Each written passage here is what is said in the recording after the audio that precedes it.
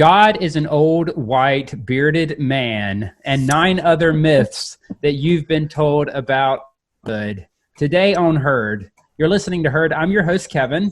I'm joined with my wife, Lauren, and our friend, Amy. And I'm so happy to have you guys with us today.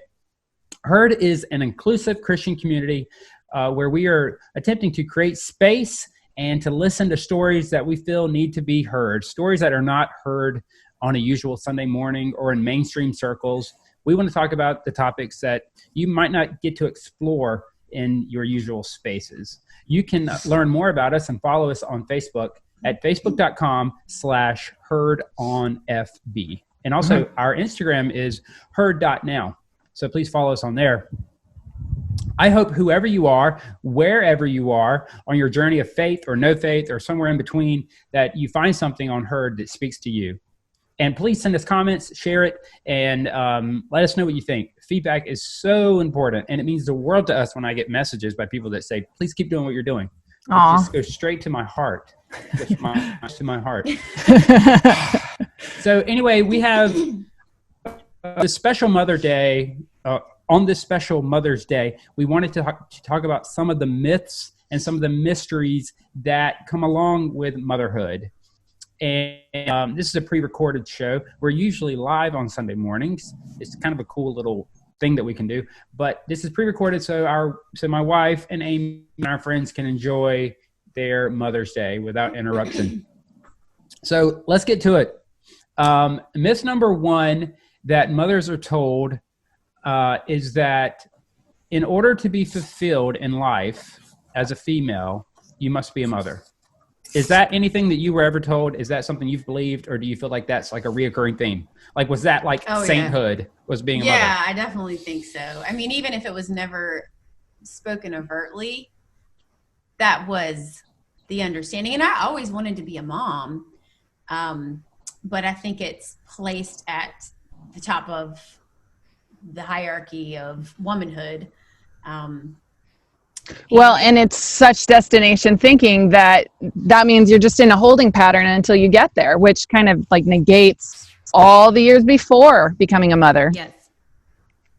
And I think we both film weddings, and I always feel like in some churches they have that as like part of the things that are supposed to like sanctify you. It's like this marriage is going to sanctify you, and maybe if you guys are lucky, you'll get to become parents, and that'll sanctify you.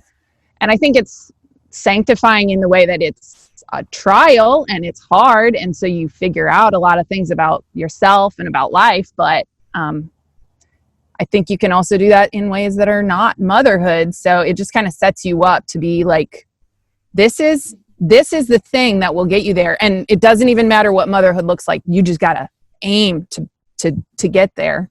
Yeah. And it sells you this false sense of that, okay, once you arrive, you'll be fulfilled, and that your worth will be defined by this new role as a mother. And it's such a load of garbage, because if you're seeking to find fulfillment in this role, you're never going to find it. What's harder, being a mother, being an elementary school teacher, or being an ER nurse? Oh my gosh. Isn't it like a combo to be a mom? Like it's a combo being a teacher and an ER nurse.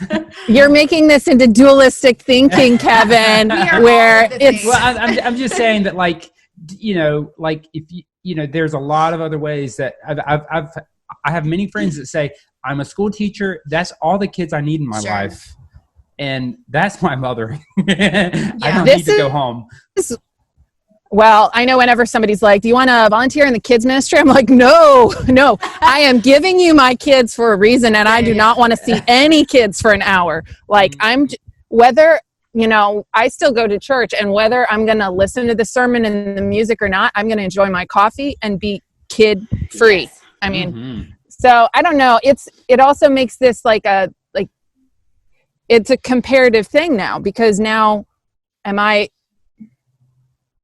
as good as the nurse or the elementary school teacher who's doing a really good job at their profession, but they get to like right now we're in quarantine. Am I as good of a teacher as my kids' teachers are? No, not really.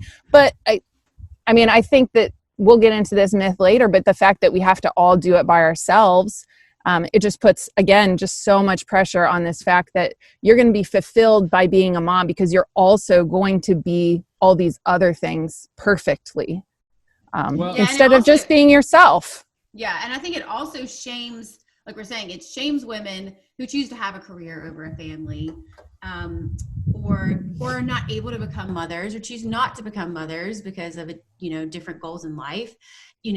Why do we shame those women for their choices, which is just the patriarchy. So, well, and I know that I have so many friends and my sisters who've had lots of trouble getting pregnant, or they've had miscarriages, and they have these damaging thoughts that are kind of like, what's wrong with me? Yes. What's wrong with my body? Is God punishing me that I should not be a mother because I'm going to screw it up? And meanwhile, somebody else got pregnant and I don't know if they'll be a good mother. And it's just like, that's not just take that out of the equation. And then of course you've got surrogate mothers, you've got foster mothers, you've got so many different things where you can have a mothering role without being the person who pushed the child out of your vagina. Which kind of goes into Yes, that's myth number 2. Let's get to it. The myth that mothering is restricted to women. And you also have gay men that play the role of mother. You have trans people. You have other people that are gifted with nurturing natures that, even when you go to school, it says, who is your parent or guardian? Who is the person that takes care of you, that mothers you? It may not be just a biological mother. Yeah. Well, and I tried to write something down, and this is what I thought. Okay, femininity and motherhood are just constructs, and they help us scaffold these kind of virtues that we want to be able to give to our children. So you end up excluding people who aren't as gentle and motherly and feminine, who are technically the mother. But then you also have just this ideal image that is constantly moving depending on your context of what it even looks like. So even in other cultures, motherhood looks so different. So not only have you excluded people from other genders or across the spectrum that have so many mothering gifts and characteristics, but you've excluded people who are female who are not going to fit your mold. Yeah. It's just a shame storm. It makes it really hard to know what you're aiming for. Yes. Yeah, I think you're 100%. Your anatomy does not make you a mother, and Well, and I think you have brought up some of Glennon Doyle's work, which also points out that so many mothers are exhausted by the amount of the weight that they carry, that they can't do 100% of the actual nurturing, mothering, life-giving work that needs to be done in the life of a child. And you need to rely on other people to be able to be their mother as well, because they have more energy and they've slept. Yeah. So let's talk about that. The myth that you don't need help. Do you see that in your own life, or is that something you felt with the birth of your first child? And by the way, Amy has 4 kids and we have 4 kids. We wanted to be like them. Yeah. It's so fun. I say that it sounds sarcastic, but it does get easier with time. Mm-hmm. You should be encouraged. The older they get, the easier it gets. And I will say too, so often as a mom, you're told you need to just like soak in every moment. And, looking back on pictures, it is hard to imagine my kids when they were babies. But at the same time, I'm okay with the fact that those times are gone. Yeah. I just continue to enjoy soaking in the moment that I'm in versus like, oh no, it's going to pass. And then I'm going to be without children and I'm going to be on my own. But, helping, it's hard because my family is all out of the state. And they're like 1,000 miles away. Mm-hmm. So right off the bat, I think I felt the pressure that I needed to be able to do it by myself.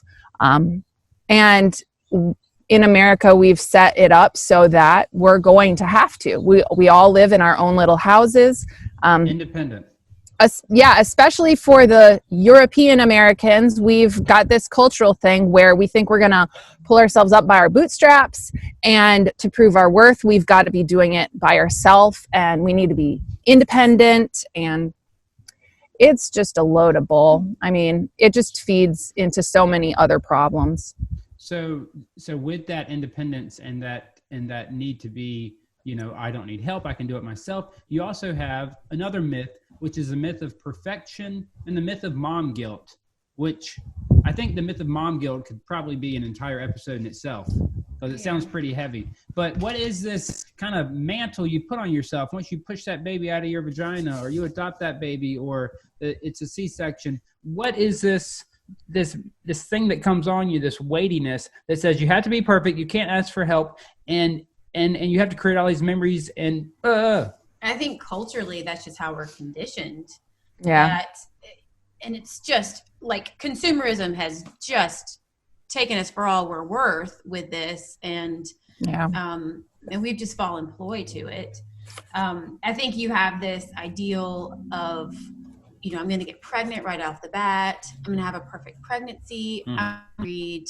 I'm amazed. Natural childbirth, and I'm going to have it's just going to be this perfect flowy experience, and the baby's going to latch. And I'm not going to have postpartum depression. I'd never have a C-section. So you have all these ideals and expectations that truly just set you up for disaster and shame and regret. And instead of just the honesty of, hey, like, we're going to try our best here, but you have no guarantee that your plans and all the books you've read are going to actually work out the plan. And the same into parenthood. We think we can keep this image of perfection. We have Instagram feeds that are Pinterest boards, and we try so hard. We feel like we have to try hard to keep up with this unattainable ideal of what motherhood is supposed to look like. And it's a shit show a lot of times.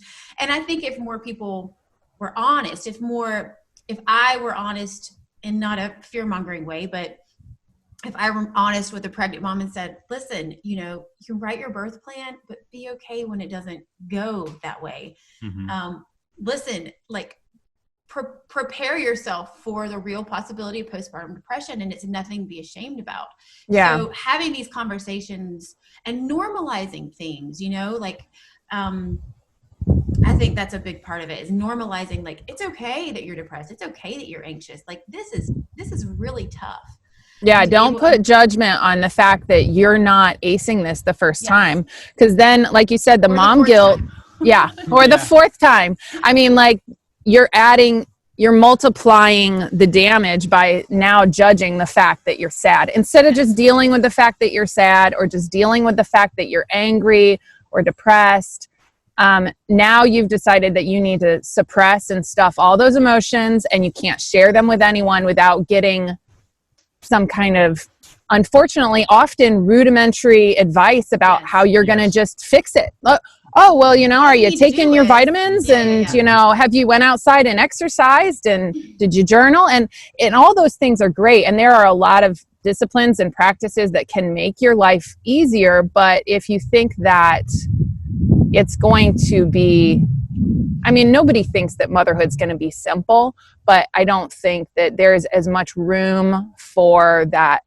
It is growing. I do think that we are getting better at allowing people to be honest about what motherhood looks like. But oftentimes it feels like when you have those conversations about how you mother, it's almost like people are looking to just kind of check something off the list. They're not actually a deeper relation. Did you have a natural childbirth? Did you nurse? Are you homeschooling? Are you, feeding your kids this kind of food and this kind of whatever?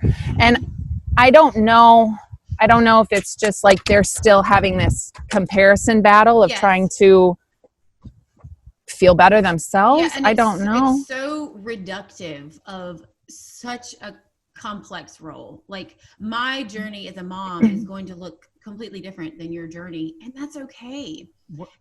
What's the saying? Expectations are the enemy of joy, or did I just make that up? It sounds like a combo of other quotes I've heard. But it's not a bad thing. I mean, and expectations aren't bad. I mean, and it's the same thing with marriage. It's like, do you have certain expectations of your spouse? Sure. But what are you going to do when it doesn't happen? When that's just not how it goes?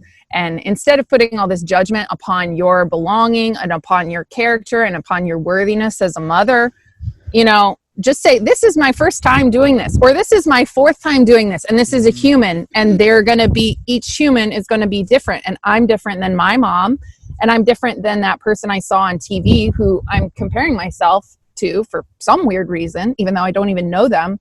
So I think go ahead. I think that it is a conscious act of subversion to practice self-compassion and to reject image maintenance. And Brene Brown talks about how a key component to wholehearted living is to believe that everyone is doing their best and everyone is trying their best. And I believe for a long time that no one was trying their best because I didn't believe that I was trying my best. So when you start to figure out ways to practice self-compassion, it's amazing the compassion that you can extend to other women and other mothers. And I think that's a reason why you see so much mom shaming and mom guilt in these circles, is because they don't love themselves. They haven't accepted themselves as mothers. They're not practicing self-compassion. So if you can't do it for yourself, you can't extend it to other women. Right. And I think, like we were talking before, it's, and maybe this is a point we're getting to, is about the martyrdom, which is that you're not am I giving 100% of myself? Have I left myself no margin? Am I, is everybody doing the best they can? Well, I just saw that girl on her phone at the playground instead of constantly interacting with her kids. And it's like, you have to realize that taking care of yourself is part of the equation. And I completely agree that motherhood is naturally going to have a lot of sacrifices in it, and you are going to be giving of yourself a lot, but to not be giving 100% of yourself, as my brother likes to say, 100% of yourself is dead. Yes, that's so good. I mean, like maybe 85. Like we need to still sleep, we need to still shower, and the whole self-care thing, it's kind of like, those are just basic things. That's not self-care, that's just humanness. I mean, so you have to leave yourself margin, and you have to leave yourself some space, and not think that anything less is a failure. That's just good self-care. But you're constantly bombarded with the imaging of, you have to give all of yourself at 100% of the time and 100 miles an hour. And that's truly what ultimate motherhood is. And it's such a lot. Can I read this quote? Yeah. Go ahead. This is Glennon Doyle, and she's talking about martyrdom. I burned the memo that defines selflessness as the pinnacle of womanhood. But first, I forgave myself for believing that life for so long. Selfless women make for an efficient society, but not a beautiful, true, or just one. When women lose themselves, the world loses its will. We do not need more selfless women. So I thought that was really key in, it's okay to create space to love yourself, to care for yourself. And we don't have to be a doormat for the family that we're raising. And I want to add something. It seems out of place, but you guys mentioned postpartum a while ago, and I couldn't get it in. But back to the idea that mothering is not restricted to females. Postpartum depression among men is common. Really? Oh, wow. Yeah, just Google it. You'll find resource. I found a resource in Canada. Really? Yeah, and I remember every time we had a child, there was that season where you're not getting any sleep. You're stressed out about work. You're isolated. Oh my God, yeah. And it's tough. It's really tough. And I don't know if it ever gets easier, but you just have to come to expect it. And so I just wanted to add that, because I think sometimes we restrict that just to, that's just her, and I think men can experience that too. Yeah, it would be really interesting to get a gay father's perspective on something like that. Yes. I'm sure they're thrown into the thick of it. Yes. And have to deal with a lot of If you take away my feelings. sleep. Yeah. All right. So we got to the myth of Martyrdom. of perfection and mom guilt, the myth of maintaining an image in motherhood. Yeah, we talked about that. We covered that. The myth of martyrdom, the fact that you have to sacrifice all your needs for the sake of your children and for your family and for your husband if you're in a heterosexual relationship. Well, and I know, I mean, this isn't just for motherhood, but so often I think of the thing where it's like, well, what are your wants versus your needs? And I think so often we get stuck in that trap where it's like, what do I need? And the wants are just pushed to the side. And it's like, no, that's not part of being fully human, is to just say, I'm only going to give myself what I need. Yes. And now I'm placing constant judgments upon what that even is, until you get to the point where you're having a mental breakdown because you've ignored all your desires. Yes. And so many of those desires, while they might not feel like they're essential, they are part of what is feeding you as a whole person, as a spiritual being, as an emotional being, not just as a physical being. Because you could be taking care of yourself physically, but if you're not handling those other areas, you're going to break down at some point. So are you going to pay it? Huh? I think the best thing that Lauren ever did, I might be digging the hole here. Yeah. I was like, One of the good things. One of the many great things that she's done for herself is in the last 2 to 3 years, you've really gotten into taking about 10 minutes a day and working out and listening to podcasts. Is that fair? I think I take more time than that. Yeah. Okay. Yeah. 10 minutes. That's not much, but it's a good start. And I'm not apologetic about it either. No, she isn't. And I often find her, I got her the AirPods, and she's walking around the house doing whatever, and she's listening to podcasts, and she's sending white them people to me. Stuff. Yeah, it's white people stuff, just like podcasts are. But I'm really happy that you do that, and I'm happy that sometimes you're like, Kevin, leave me alone. I'm doing this. So that kind of merges into one of the other myths we have, which is self-care. And the myth of self-care? How is that? Self-care. How's that a myth?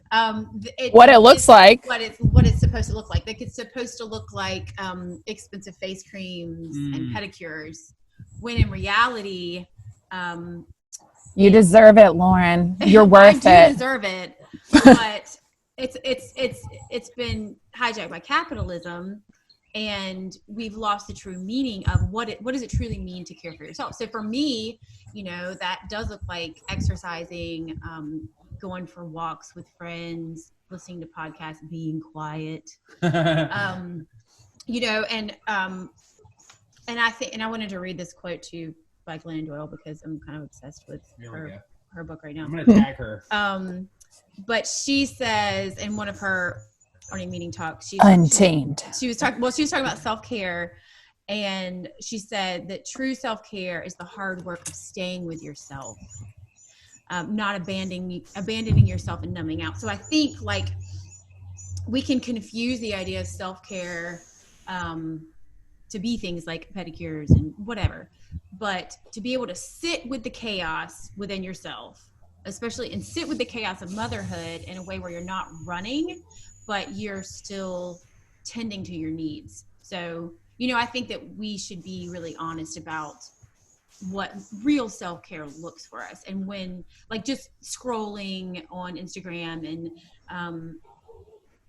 you're going to get an idea of what works for a variety of people, but you actually need to do the hard work of seeing what actually feeds you. Yes. And that's a lot harder. Yes. And sometimes it is passive. Sometimes I need to numb out and watch 30 Rock. I'm assuming. But sometimes you have to push yourself to be proactive.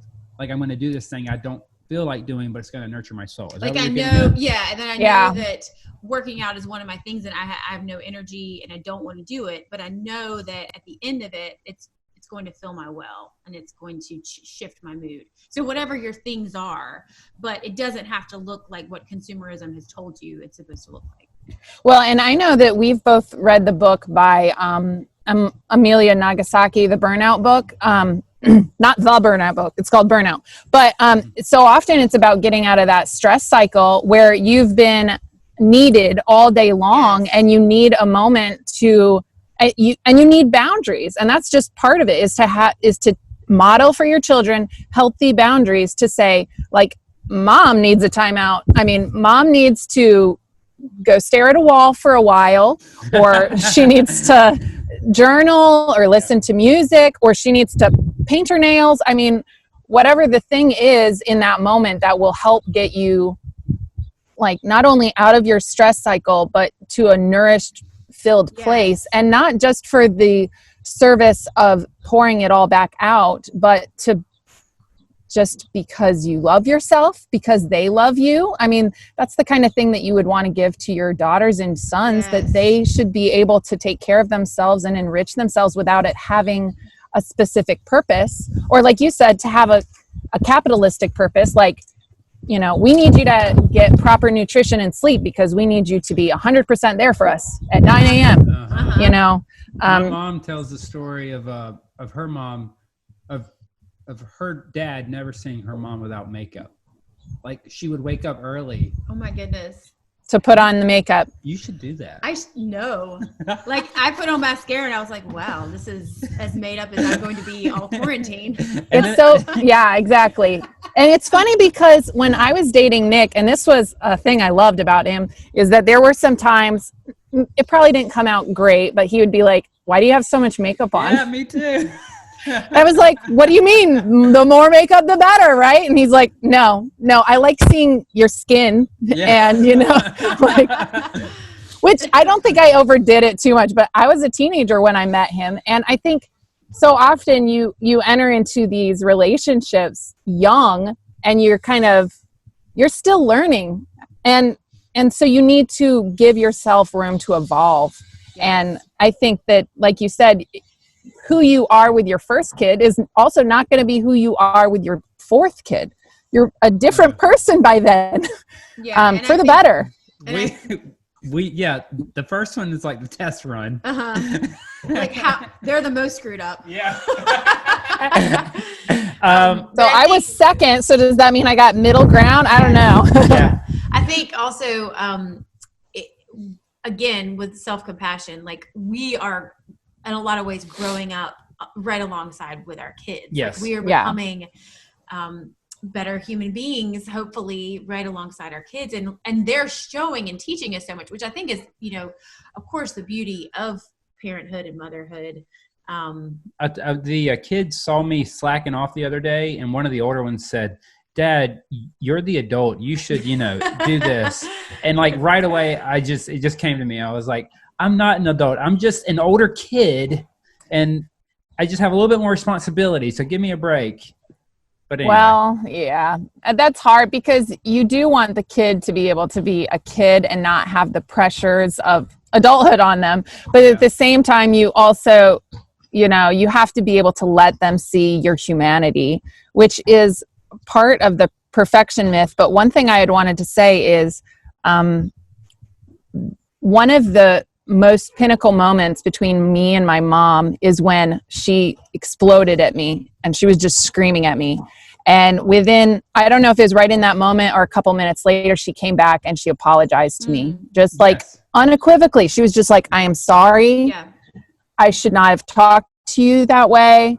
You know, and I apologize for losing my anger. And she just gave me the most heartfelt apology and was able to kind of express that, you know, she had been hurt and she lashed out, but she was not making any excuses for it. And I just remember thinking, she's a person. Aww. And I mean, like, and also like, she's a person. But just the fact that like we are in this relationship together, there's not just this power dynamic where it's like mom, daughter, submit, let's, you know, and then as a teenager, it helped me too, because it made me be able to communicate with her versus just feeling like I need to hide myself because otherwise I'm going to get lashed out at. So I think that's such a great way to parent. And I hope that's what we're doing with our kids. I feel like we treat them like equals and in that we're conversing with them. And if I screw up, I'm going to be quick to ask for forgiveness and own what happened. Because I want to keep that relationship. But I think often we feel like in this myth of perfection, I hate to go back to it again, but it's just like you feel like if you open the door, then you're going to have to be defensive for all the things that you don't get right, instead of just saying, like, I'm going to allow for this to be like a growth process where I am the older kid. I do have some responsibilities, but I'm going to allow this to be more, I hate to say more of a relationship, because it depends on how old your kid is. But yeah, I think it's a process, and you're all doing it for the first time, and they're alive for the first time, supposedly. So, I mean, like, they don't know what they're doing either, and we have to give each other room for imperfection. We're all figuring it out together. I didn't get my joke in earlier when you were talking about the myth of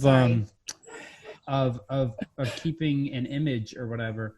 We were talking about makeup, and I went on a missions trip in China, and I was on a bus, and I was with some kids that we were hanging out with at the time, and I was like, man, you guys really got some like major BO around here. I was like, that girl has BO, and they were like teenagers, so you're just picking with them and everything.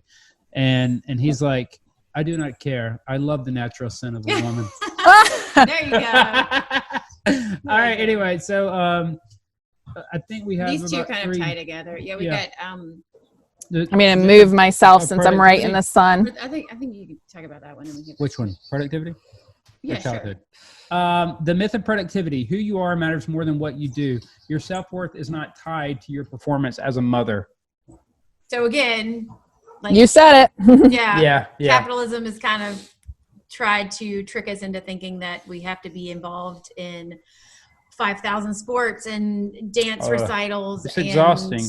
And, Girl Scout meetings. And I have friends who choose to live like that, and they just never have downtime at home. And in a lot of ways, this quarantine has been kind of beautiful because it slowed everyone down in that regard. Yeah. Like, it's cut all the fat. Mm-hmm. And I feel like our family life personally has been happier because of it. And we weren't over involved at all. But I think it's really easy to buy into, like, we got to do all the things, and so-and-so's mom is doing all the things, and if I don't, I'm gonna shortchange my kid if they don't have all these experiences. So let's talk about that. The myth that you can create the childhood for your kids that you did not have. I think that you could.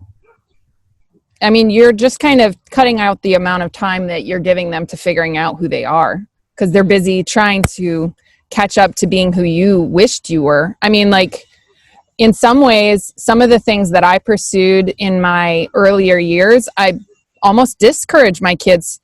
I hate to say discourage, but like, I know the pain that it caused me.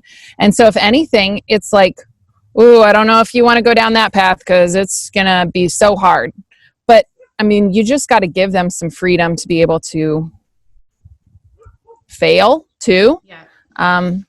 I mean, that's the thing. I think oftentimes we want them to pursue certain careers because we didn't get all the way with it. And it's almost proving that we could have, this is my kid. I'm going to give them a leg up, and then they're going to succeed where I couldn't, and thereby prove that I am awesome.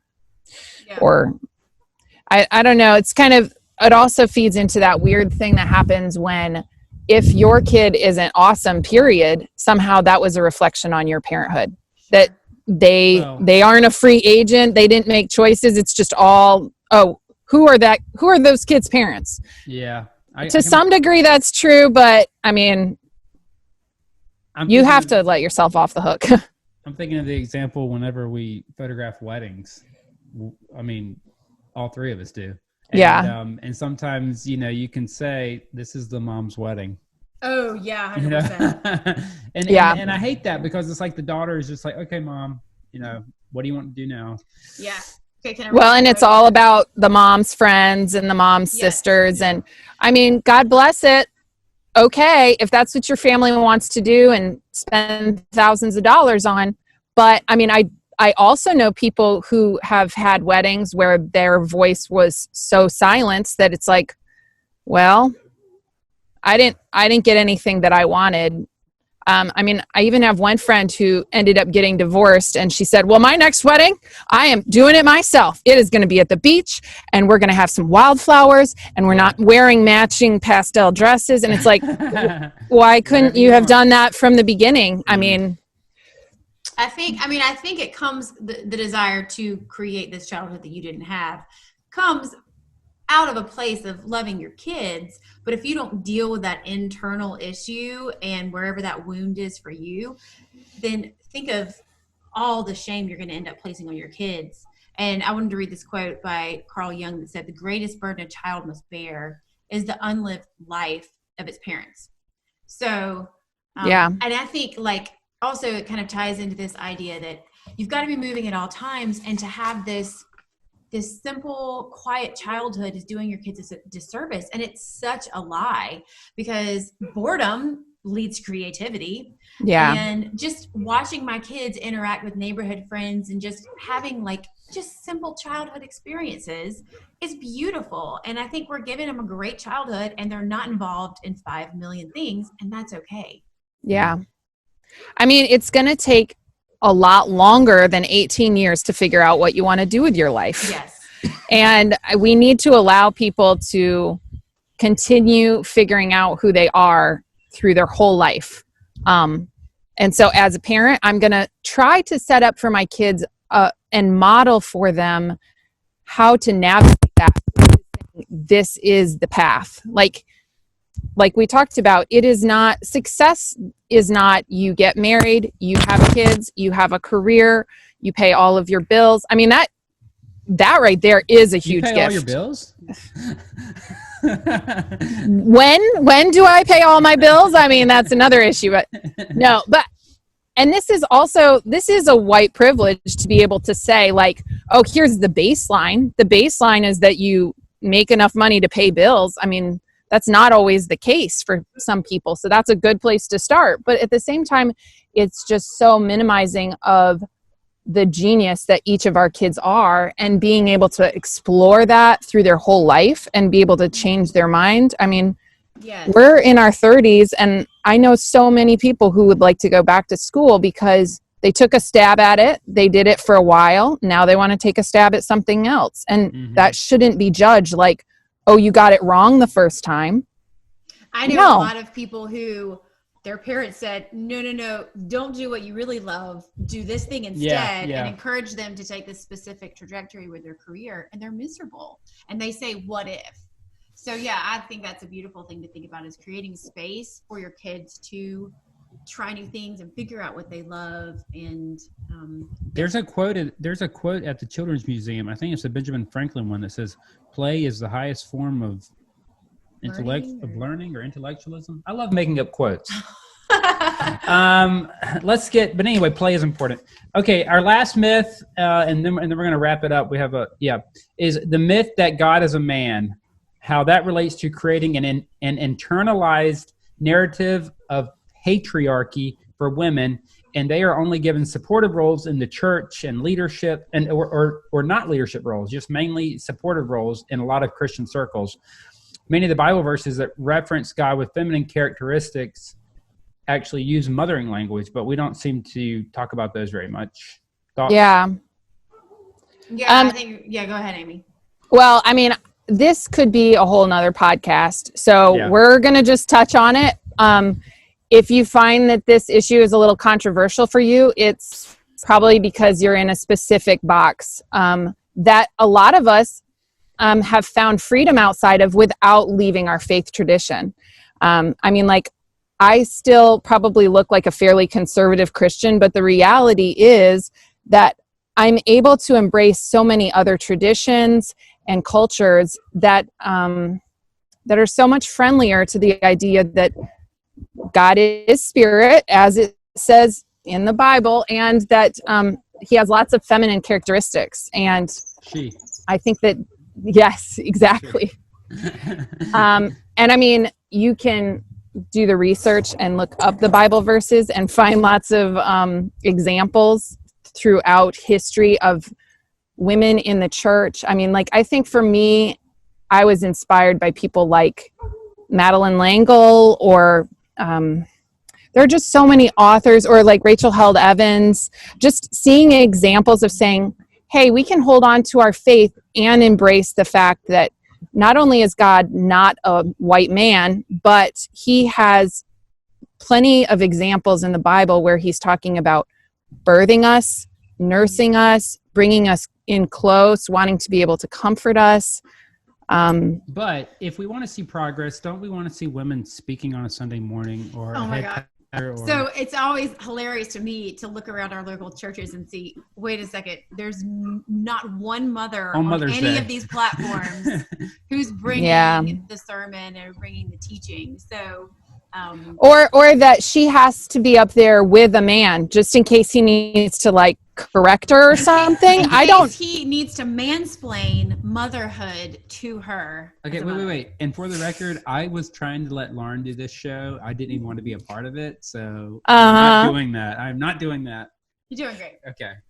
Well, and I think that I unfortunately kind of I think it was just the water I swam in, the air I breathed, that there was a certain limitation on where a woman could go in faith circles. And I think it's because that's where it was with my tradition. And if you look in a lot of other churches and a lot of other traditions, that's not the case. And I think a lot of it too is cultural. And if I was to call out the people of faith who listen to this, you need to realize how much of it is influenced by American culture, European culture, just the history of the man being on the top. I mean, like, so much of it has nothing to do with your faith or the Bible, but you've tied them together because you think that that is what's going to give the authority to your opinion so you can keep pushing it. Yeah, I think that's the danger of putting God in the box of gender just completely reinforces the patriarchy that's so internalized in the institutional church. I mean, it is alive and well. And to negate that really is not out the truth of it. So what's that verse in Genesis? It says male and female, and he was both. It doesn't reiterate. It makes God both male and female. Bible scholars right here. Bible scholar. But I just remember someone bringing that up to me years ago, and it was like mind blowing that God referred to humans. Yeah, there's plenty of language. You go back to the root of the words that, like Amy here's was my saying, puppy. Hey, puppy. That talk about the mothering, how God mothers, how he brings you into his bosom, and there's things that are pretty explicitly what we would label feminine qualities. Yes. I ran into a friend the other day, and she was getting ready to have her second child, and she knew that we had 4. And she said, I want to hear your advice. And I laughed, and I said, I there's nothing I can tell you. The only thing I can tell you is relinquish control. Amen. Because the more control you think you have, it's almost like an illusion. Just release it and relinquish it. And I think there's something very freeing about that as a parent. And there's also something freeing about that in faith circles. Mm-hmm. And if we want to talk about God being seen as a man and not giving women the role that they deserve, it usually has to deal with some sort of control, in my humble opinion. Yes. Right. And keeping the power. The only other thing I was going to say is I'm inspired by work by like Christina Cleveland, who talks about God, our Black mother, and just continuing to further push us outside of the box of saying, look, God is not a Homo sapien. She does not have genitalia and does not have a skin color. And when they, like you said, talk about in Genesis, man and woman being created in God's image, I mean, what it's really trying to portray is here's the best shot we 6,000 years ago can take a stab at trying to express that we are all a reflection of God. Sure. All. I mean, like, so you need to take the entire diversity of the world to be getting the full image of God, not just this one tiny little slice that also happens to have like most of the power. Wasn't that convenient? That God, well, and it reminds me so much of like, we make God in our own image. Yeah. So it's like the people who have power say, oh, hey, by the way, God looks exactly like me. Yes. And by the way, you should submit to me. you know, Yeah, how convenient. Yeah. This reminds me of a book that I saw Richard Rohr posting about race Yeah. in the cosmos by Barbara Holmes. That's Uh-huh. something I really want to get into, but that's a bunny trail. But it Yeah, that's a, like you said, this is, people will spend decades debating this, but yeah. we, I think collectively are just sharing our voice to say, question that idea that somehow is in your brain subliminally. Yes. So as we finish up, we hit on 10 of the myths of motherhood. And then I have 1, 2, 3 mysteries. Mystery kind of meaning the unknowing, that which you can't really pin down. Like you can say, well, perfection's not good, or I don't want to be a perfectionist. And that's a myth that you can be a perfect mother.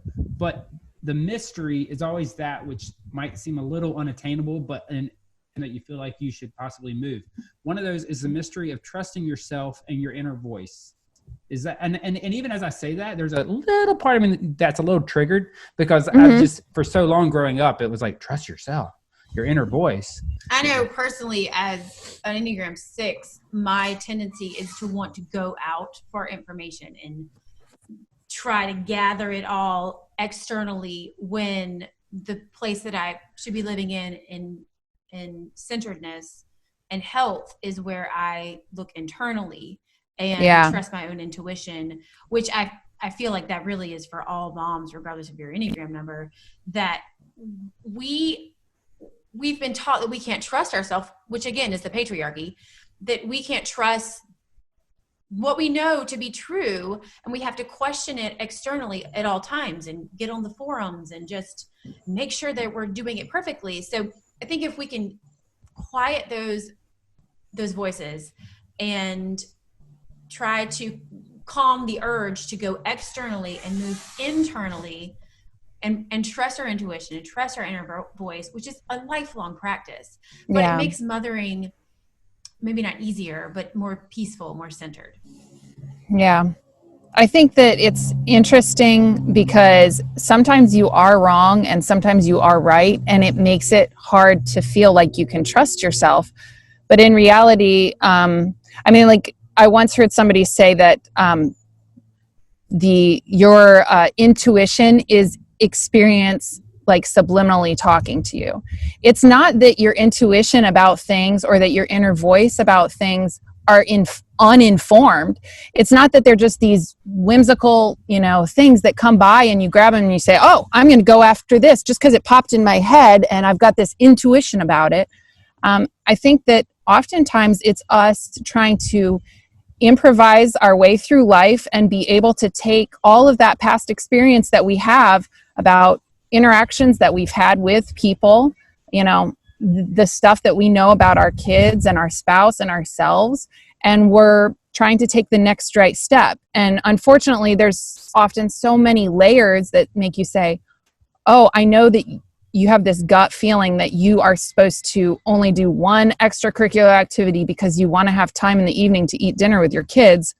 Oh, but here's all these other things that you should be thinking about. Here's all these other processes that you need to, like, if you don't, fulfill everybody else's expectations, if you don't look outside yourself for everybody else's opinion on what the right choice is here, you might be making the wrong choice. Yes. And then it's all on you. And in reality, none of your life should be dictated by I need the outside approval of everybody. Yeah. And otherwise I'm a failure, because that's so handicapping. And it also leaves all the power in whoever's control. Yeah. It's always changing too.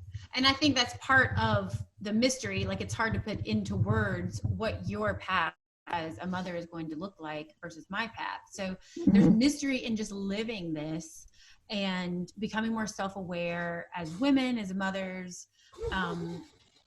So that's the whole beauty of it, is we don't know. Yeah. I think the other thing I wanted to kind of hit on is that it's okay to be okay.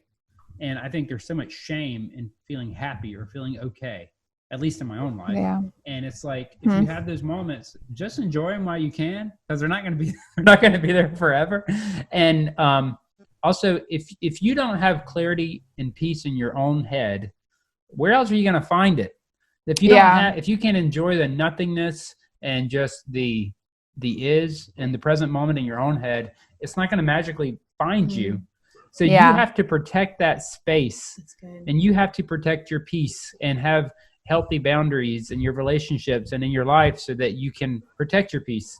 And that's okay. It's okay to take care of yourself. If you don't take care of yourself, I don't know who else will. Well, and I like the actual meaning of shalom, which is not perfect peace and no conflict. It's saying that in light of the tension that's going on, I'm still going to, find joy and find love. So it's not that your life is going to ever exclude the fact that there may be unresolved tensions in your life, but to be able to say, like, I'm going to do my best to thrive and flourish despite the fact that I'm not going to have all the answers. Yes. And that's not a prerequisite for me being able to just relax and enjoy the moment. And like you said, I'm happy right now, even though I have this other thing, kind of inside me that's sad and angry. And like, you're allowed to have more than one emotion at a time. And that doesn't negate the other one, Enneagram 4. Yeah. Unite. Complex emotions are okay. These are kind of similar. I think we got them. Yeah, I think so. I think we fixed motherhood in 1 hour. Can I say, I feel like we should have had this disclaimer at the beginning that Amy, you and I have very similar upbringings. Two white girls. We're white women talking about a very narrow experience of life. Yeah. So again, we kind of touched on that, but and you even said when we were talking, we, according to the way it's supposed to be, or whatever this ideal of motherhood, and we kind of meet those requirements, and yet we still have so many struggles and still haven't figured it out at all. So I just want to acknowledge that, we have a very privileged place with roles of motherhood as white women, as being kind of growing up in church and things like that. Yeah, and I think that we would both agree that while, like you said, we are not the whole of the story, yet we are the target audience for so many of the messages. And so if you don't look like us or sound like us and you can't meet those requirements, well, neither can we. Yeah. So none of us have a chance. None of us have a chance of living up to this ideal of motherhood. And that's okay, because it is not an expectation that's realistic, and it won't bring the kind of joy that you're looking for in motherhood. And it is there. As negative as a lot of these things that we've said are, it is also the mystery part of motherhood is that it will bring a lot of joy in the middle of all of that, struggle of not knowing what you're doing and of trying to figure it out, even though you've got all these messages and you don't know what to listen to. You're also going to be witness to these beautiful little miracles, like growing up right in front of you. And it's sometimes you are not their friend, but sometimes you have the most intimate look into their life and are able to see them grow. And growth is so hard as an adult, but as a child, we just expect it. We just expect our kids to be growing up and making great choices. And as mothers, we're also witness to the fact that, like, the 10,000 hour rule, that's what it feels like for a lot of things with parenting. Say more about that. I'm meaning, like, isn't it like 10,000 hours to be an expert at something, like to learn a new language or to figure out how to run a business? I'm a meme expert. Yeah. You spent 10,000 hours at it, so you probably should be. But like, I'm going to brag on my daughter. She's decided to start making coffee for me in the morning. Oh. I don't know how I've created this miracle in my life, but it sometimes when you're frustrated as a mother because you've told them a million gazillion times to pick up their toys or to, put their dishes in the sink, it feels never ending. And the wonderful thing about motherhood is that at some point you get to see it working out. And sometimes you don't. I mean, sometimes you have to say, my expectation for this kid, like you said, is what maybe I thought I would be. And why don't I go pursue that dream instead of putting it on my kids? Yeah. You know, why do I think that I'm too old to, You're never too old. Age is just a number. If you enjoyed our conversation, I hope you'll share it, like it, comment. Please send a private message. I would love to hear from our LGBT friends and family and hear what they have to say. That's one that we were really missing on this show, and of many perspectives, which is why I wanted to start Heard. I wanted to hear that are not being heard, that aren't being listened to, that feel like they're pushed to the side or they're shunned or they're in the minority. I want to hear stories of people that have had miscarriages and or adopted or have tried to adopt but can't adopt, or all sorts of situations that are just heartbreaking and move you and change you and show you, you know, how fortunate you are and, you know, in ways to help. And so anyway, please comment, like, share it, and or send a private message if you feel better with that. I'd love to hear your thoughts. Thank you for being with us. Happy Mother's Day, Amy. Happy Mother's Day, Kevin and Lauren. Yeah. Because Kevin, you can do a lot of mothering, and we expect that out of you on Mother's Day. Yes. I'm not doing anything. So yeah.